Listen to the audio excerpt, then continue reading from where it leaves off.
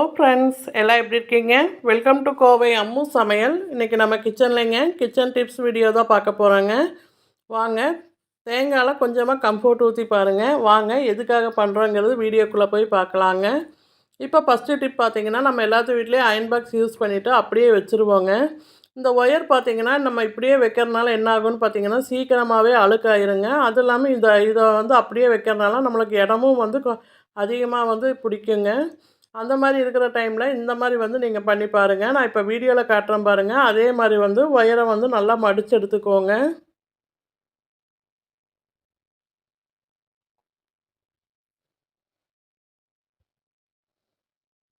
பாருங்கள், இந்த மாதிரி ஒயரை நல்லா மடித்து எடுத்துகிட்டு அதுக்கப்புறம் நம்ம வைக்கும்போது பார்த்திங்கன்னா உங்களுக்கு இடம் ரொம்பவே சேவ் ஆகுங்க.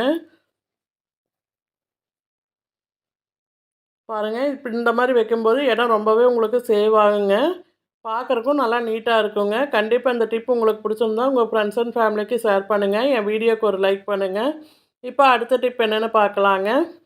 நம்ம வீட்டில் எப்பயுமே வந்து தேங்காய் யூஸ் பண்ணுவாங்க. தேங்காய் வாங்கும்போது நல்லா ஃப்ரெஷ்ஷாக இருக்குங்க. நம்ம ஃப்ரிட்ஜில் அப்படியே ஸ்டோர் பண்ணும்போது பார்த்திங்கன்னா அதில் பார்த்திங்கன்னா ஒரு மாதிரி பிசு பிசுப்பாக இருக்குங்க. அந்த மாதிரியெல்லாம் இல்லாமல் இருக்கிறதுக்கு இந்த ஒரு டிப்பை வந்து யூஸ் பண்ணி பாருங்கள். அது நம்ம வீட்டில் இருக்கிற ஒரு பொருள் போதுங்க. பாருங்கள், ஃபஸ்ட்டு தேங்காவை இந்த மாதிரி ஒரு காட்டன் துணி வச்சு நல்லா துடைச்சி எடுத்துக்கோங்க. நான் கொஞ்சம் கூட ஈரம் இல்லாமல் நல்லா துடைச்சி எடுத்துக்கோங்க.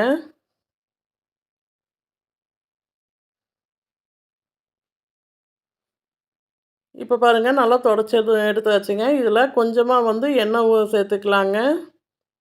பாருங்கள், நான் தேங்காய் எண்ணெய் யூஸ் பண்ணுறேங்க. கொஞ்சமாக ஒரு ட்ராப் போல் ஊற்றிக்கலாங்க. ஊற்றிட்டு எல்லா பக்கமும் வந்து தேங்காயில் வந்து நல்லா துடைச்சி விடுங்க. இந்த மாதிரி பண்ணும்போது பார்த்திங்கன்னா தேங்காய் நல்லாவே ஃப்ரெஷ்ஷாக இருக்குங்க. கொஞ்சம் கூட அந்த பிசுபிசுப்பு தன்மை வந்து தேங்காயில் இருக்காதுங்க. கண்டிப்பாக இந்த டிப் உங்களுக்கு ரொம்பவே யூஸ்ஃபுல்லாக இருக்குங்க. ட்ரை பண்ணி பாருங்கள். இப்போ அடுத்த டிப் என்னென்னு பார்க்கலாங்க. ஃபஸ்ட் டைம் என் வீடியோ பார்க்குறவங்களா இருந்தீங்கன்னா ரெட் கலர் சப்ஸ்கிரைப் பட்டன் அழுத்துங்க. பக்கத்தில் இருக்கிற பெல் பட்டனில் ஆளுன்னு கிளிக் பண்ணுங்கள். அப்போ தான் நான் போகிற ஒவ்வொரு வீடியோவோட நோட்டிஃபிகேஷன் உங்களுக்கு வருங்க. அடுத்த டிப் பார்த்திங்கன்னா, நம்ம வீட்டில் எப்பயுமே வந்து மசாலா பொருளெல்லாம் வாங்கி அதிகமாக ஸ்டோர் பண்ணி வைப்பாங்க. வாங்கும்போது நல்லா ஃப்ரெஷ்ஷாக இருக்குங்க.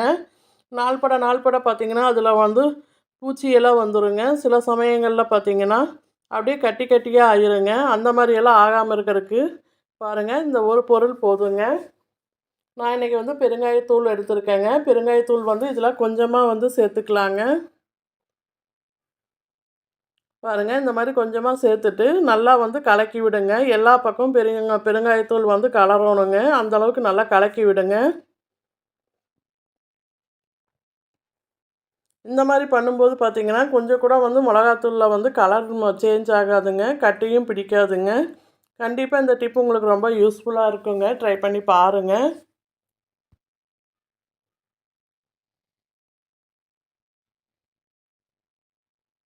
இப்போ அடுத்த டிப் என்னென்னு பார்க்கலாங்க. பாருங்கள், நம்ம வீட்டில் எப்பயுமே வந்து மிளகாய்த்தூள் யூஸ் பண்ணிவிட்டு நம்ம ஸ்பூனை வந்து அதுக்குள்ளேயே இப்போ வந்து போட்டு வைப்போங்க. இந்த மாதிரி போடும்போது பார்த்திங்கன்னா சில சமயங்களில் ஸ்பூன் ஃபுல்லாகவே உள்ளே போகாதுங்க. அதுக்கு பதில் இந்த மாதிரி தலைகீழாக கழுத்தி வந்து இந்த மாதிரி வச்சு விட்டோம்னா எப்பயுமே வந்து ஸ்பூன் உள்ளுக்குள்ளே போயிருங்க. நம்மளுக்கு எவ்வளோ அதிகமாக டப்பா நிறைய கூட நம்ம போட்டால் கூட அது வந்து நம்ம உள்ளுக்குள்ளே ஸ்பூன் இந்த மாதிரி தலைகீழாக கழுத்தி போட்டு விட்டுருங்க. போட்டு அதுக்கப்புறம் மூடி போட்டிங்கன்னா கரெக்டாக இருக்குங்க. இப்போ அடுத்த டிப் என்னென்னு பார்க்கலாங்க. பாருங்கள், இப்போ நம்ம நார்மலாக கடைகளில் போனோம்னா மளிகை சாமானமெல்லாம் வாங்கிட்டு வருவோங்க. இந்த மாதிரியெல்லாம் வாங்கிட்டு வரும்போது பார்த்திங்கன்னா கவரில் நல்லா முடிச்சு போட்டு கொடுத்துருவாங்க. சில சமயங்களில் இந்த முடிச்சு ரொம்ப டைட்டாக இருந்துச்சுன்னா நம்ம வந்து முடிச்சை வந்து எடுக்க முடியலன்னு கவரை தான் நம்ம வந்து கட் பண்ணி எடுப்போங்க. அந்த மாதிரி எல்லாம் பண்ணாமல் இந்த மெத்தடில் வந்து நீங்கள் யூஸ் பண்ணி பாருங்கள். உங்களுக்கு கவர் வந்து சீக்கிரமாகவே கழட்டி எடுத்துக்கலாங்க. இப்போ பாருங்கள், நான் வந்து கவரில் வந்து ஒரு சைடாக வந்து இந்த மாதிரி நல்லா வந்து கவரை திருப்பி விடுற பாருங்கள். இந்த மாதிரி நல்லா முறுக்கி விட்டுங்க. லைட்டாக வந்து இந்த மாதிரி உள்ளுக்குள்ளே விட்டிங்கன்னா போதுங்க. பாருங்கள் எவ்வளோ அழகாக வந்து கவர் ஓப்பன் ஆகுதுன்னு நீங்களே பாருங்கள். இந்த மாதிரி பண்ணும்போது சீக்கிரமாகவே கவரை நம்ம கழட்டிடலாங்க. இந்த டிப்பு உங்களுக்கு ரொம்பவே யூஸ்ஃபுல்லாக இருக்கும். ட்ரை பண்ணி பாருங்கள். இப்போ அடுத்த டிப் என்னென்னு பார்க்கலாங்க. பாருங்கள், நான் இப்போ பூரி செஞ்சுட்டு அந்த பாத்திரத்தை அப்படியே வச்சுட்டேங்க.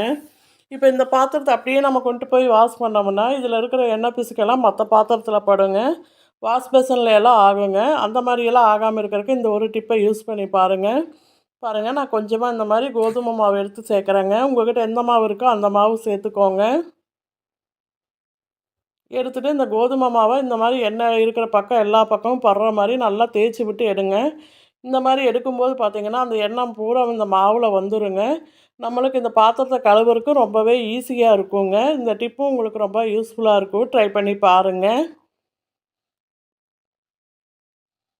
இப்போ அடுத்த டிப் என்னென்னு பார்க்கலாங்க.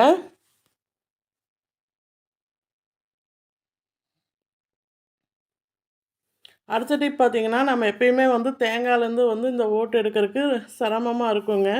பாருங்கள், அதுக்கு பதில் வந்து இந்த மாதிரி பண்ணி பாருங்கள். இந்த மாதிரி தேங்காவை வந்து கேஸில் வச்சுட்டு ஒரு 2 நிமிஷம் வச்சிங்கன்னா போதுங்க. ரொம்பவே ஈஸியாக வந்து தேங்காய் தனியாக தொட்டி தனியான்னு வந்துடுங்க. இந்த டிப் உங்களுக்கு ரொம்ப யூஸ்ஃபுல்லாக இருக்கும். ட்ரை பண்ணி பாருங்கள். இப்போ நம்ம தேங்காய் எடுத்த தொட்டியே எடுத்து வச்சுருக்கேங்க. இந்த தொட்டியை நம்ம தூரமாக தான் தூக்கி வீசுவோங்க. அதுக்கு பதில் இந்த மாதிரி வந்து நீங்கள் யூஸ் பண்ணி பாருங்கள். இப்போ நான் வந்து காலியான தேங்காய் தொட்டி வச்சுருக்கேன். அதில் கொஞ்சமாக இந்த மாதிரி கல்லுப்பு சேர்க்குறேங்க. ஒரு 2 நிமிஷம் அப்படியே இருக்கட்டுங்க. 2 நிமிஷம் கழித்து வந்து நம்ம அடுப்பு ஆஃப் பண்ணிக்கலாங்க. ஆஃப் பண்ணிவிட்டு இதில் கொஞ்சமாக வந்து கம்ஃபோர்ட் சேர்க்குறேங்க. நீங்கள் இந்த கம்ஃபோர்ட்டுக்கு பதில் வேறு ஏதாவது நல்லா வாசனையாக இருக்கிற சென்ட் என்னாச்சும் இருந்தால் கூட நீங்கள் சேர்த்துக்கோங்க. நான் வந்து கம்ஃபோர்ட்டே சேர்த்துக்கிறேங்க. சேர்த்துட்டு ஃபஸ்ட்டு நல்லா கலக்கி விட்டுக்குவோங்க.